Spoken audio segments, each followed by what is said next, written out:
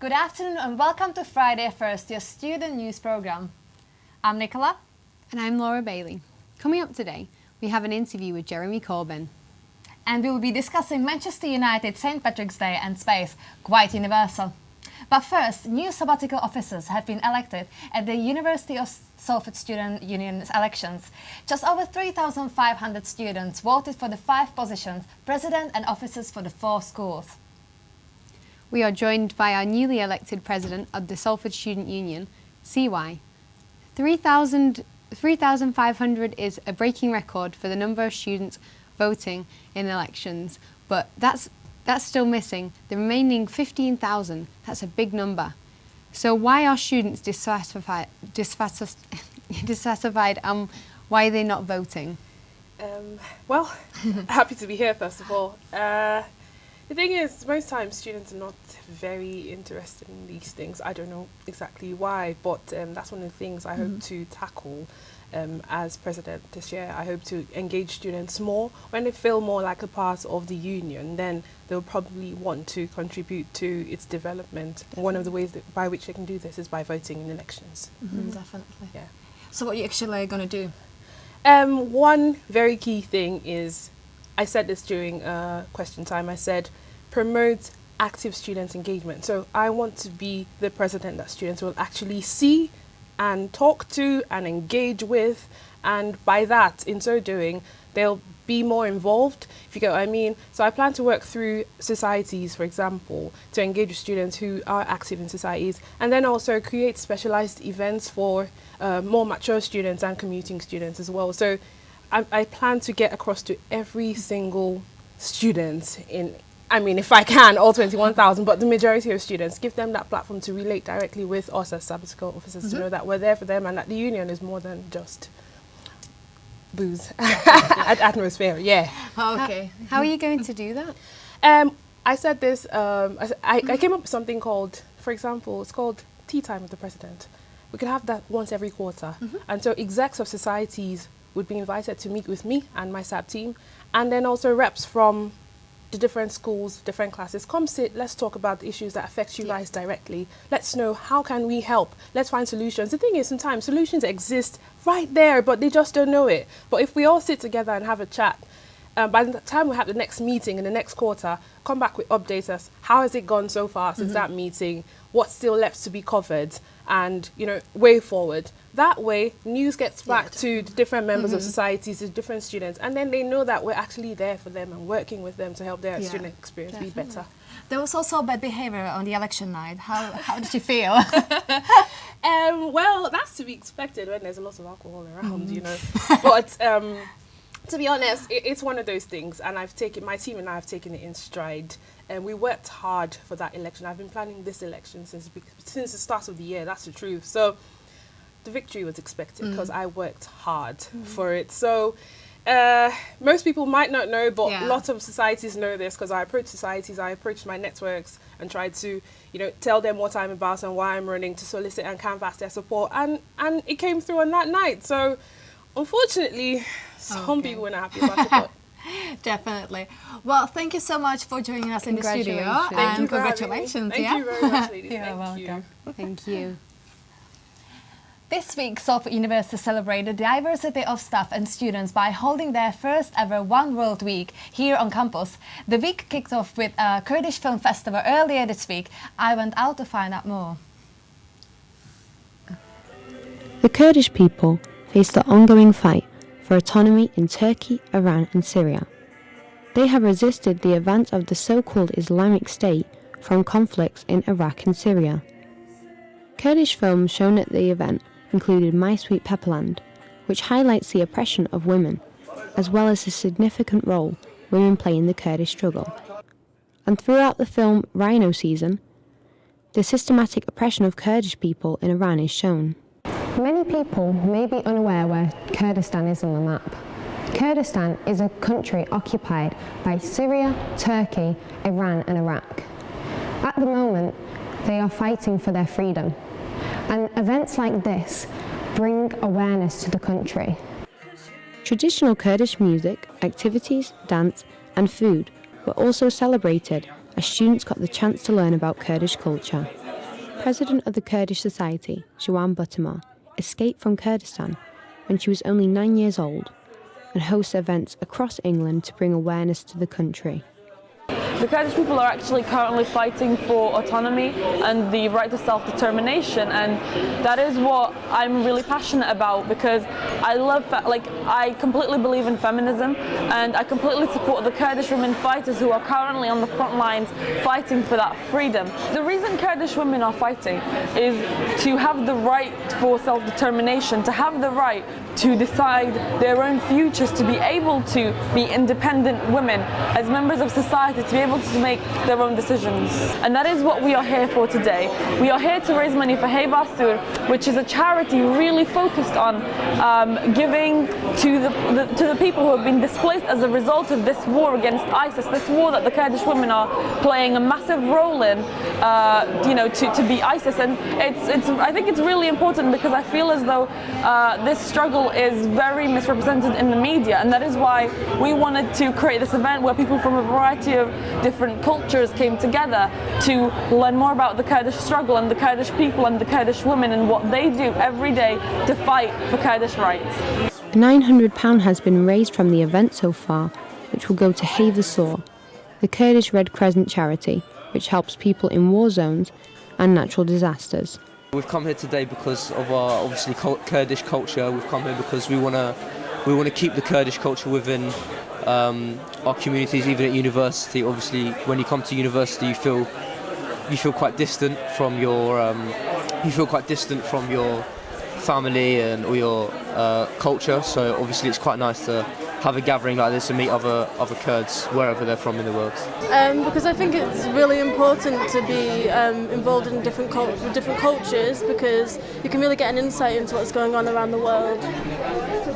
As the Kurdish saying goes, Kurds have no friends but the mountains. But can events like this one bring us a step closer to being the mountains that help fight for the Kurdish struggle? Laura Bailey. Labour Party leader Jeremy Corbyn visited Salford yesterday. The leader of the opposition visited the University of Salford and Swinton Civic Centre to meet students and party members. We spoke to him about his reaction to the budget. What we had yesterday was a budget for the rich by the rich. What it's done is taken over £1 billion out of the pockets of those with disabilities who are trying to survive on personal independence payments, given tax relief to the biggest corporations through a cut in corporation tax to now the lowest level of any of the G7 countries. It's to race to the bottom in taxation, and it's dismal news for those that are struggling to get by. And then when George Osborne talked about his optimism for young people, he's saddling them with debt, underpaying them when they need to get a room rate that's sufficient to rent a room anywhere, and saddling too many with 0 hours contracts on minimum wage. We need living wage, we need an end to 0 hours contracts, we need an end to the terrible indebtedness that young people have got. So at the end of my speech, I just made this simple plea. We're a nation of many young people, with enthusiasm, with hope, with optimism, with skills, with determination. Unlock that potential.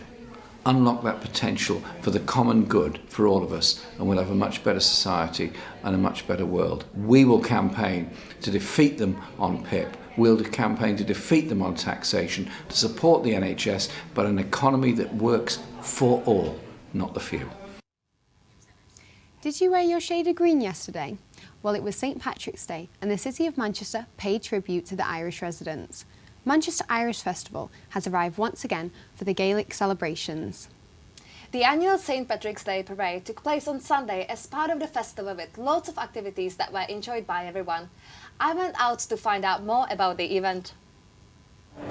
Manchester Irish Festival is one of many celebrations that this city offers.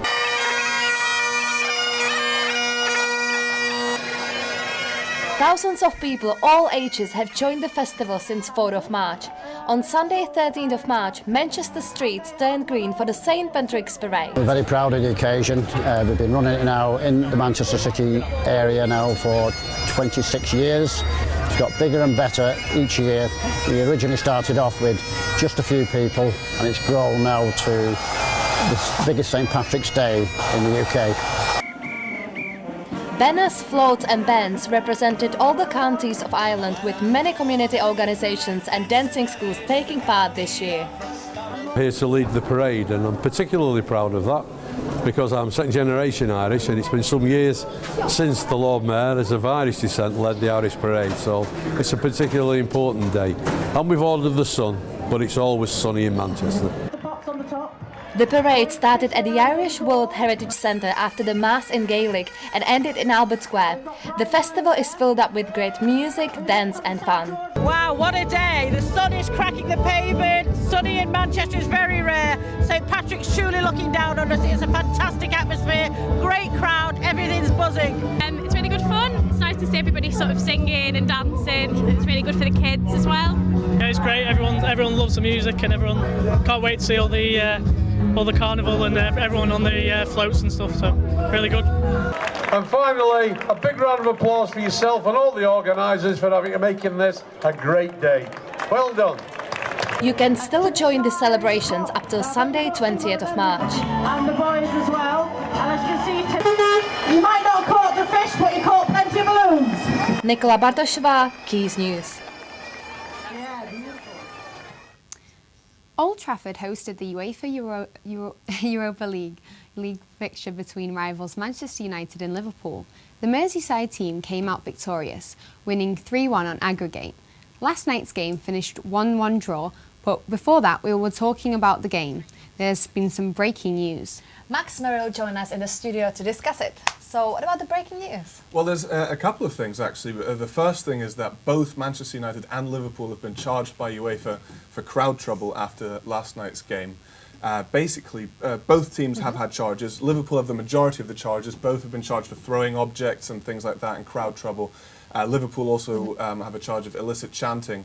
Now, the UEFA disciplinary body is going to make or take action on this on the 19th of May. That's actually after the Europa League final. So for Liverpool, who are still in the competition, it's not going to have any bearing, at least on this season.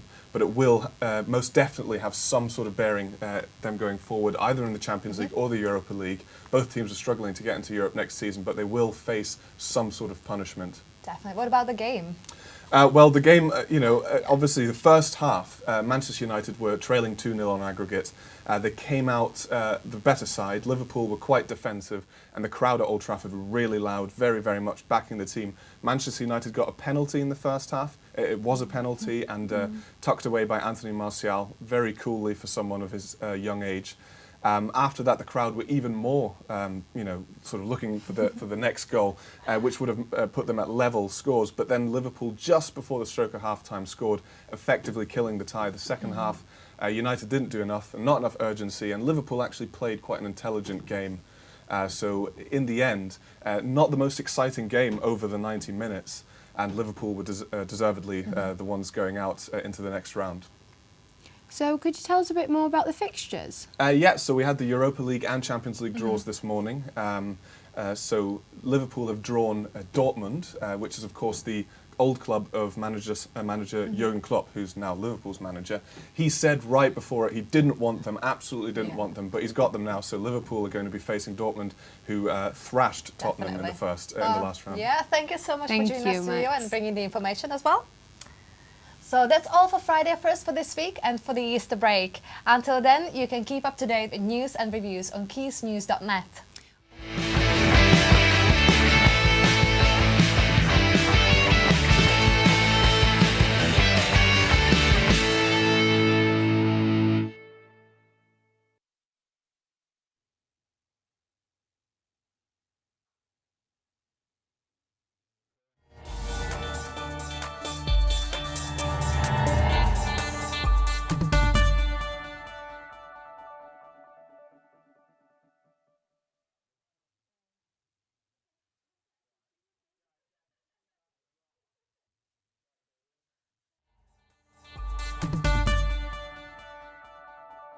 Good afternoon. We had some nice weather over the past days, but as we head into the weekend, we will see more clouds. Today will be mostly cloudy day with temperatures around 8 degrees. Over the weekend, it will remain settled, but generally, as I said, rather cloudy. Winds will stay light with some occasional bright spells. Most places will be dry, but perhaps with the odd spot of drizzle in places. Temperatures will be mainly around 7 degrees. So hopefully the weather will get a little bit better over the Easter. Until then, have a great weekend.